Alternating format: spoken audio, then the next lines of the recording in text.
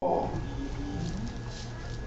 do know and understand and recognize that suffering comes as a result of sin. And God chooses suffering to mold, to make us into what He wants us to be. There's something about suffering. There are some things that folk try to tell you, but it just don't sink in until you suffer a while. I remember talking to my baby boy and trying to instruct him on some things, Deacon Phillips, and he told me, he said, "Daddy, I want to make my own mistakes." And I said, "Knock yourself out. I'm trying to help you." And in the midst of suffering, we have to understand that there is power in pain. Whew. There's power in pain. A lot of things that we have to endure, a lot of things that we have to go through, and we have to use the avenue of pain in order to recognize the prominence and the power derived thereby. It's nothing like a woman going into the labor room and going through all of that pain to deliver that bouncing baby child. Power in pain. So much power in pain. It's amazing.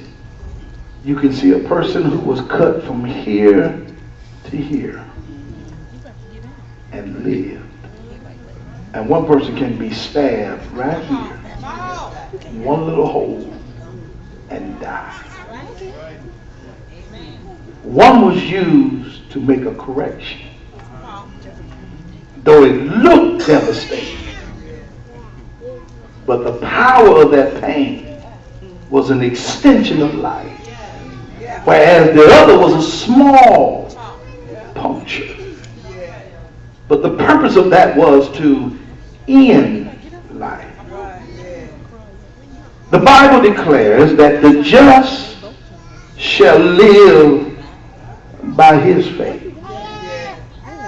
This is a statement of faith. For in reality, we cannot know completely in this world what is going to be revealed in us. There is so much power in you that it cannot be recognized. It must be revealed. There is so much power in us. This is why God takes us through the things that we go through to recognize the power that's in us by the greater one living inside of you. It is so awesome that the Bible gives us to know that when we receive the Holy Ghost, that's just a down payment. That's a taste of glory divine. And you know that when you can get in service and the anointing start falling, you can't hardly stand yourself. What it would be like to have the full payment.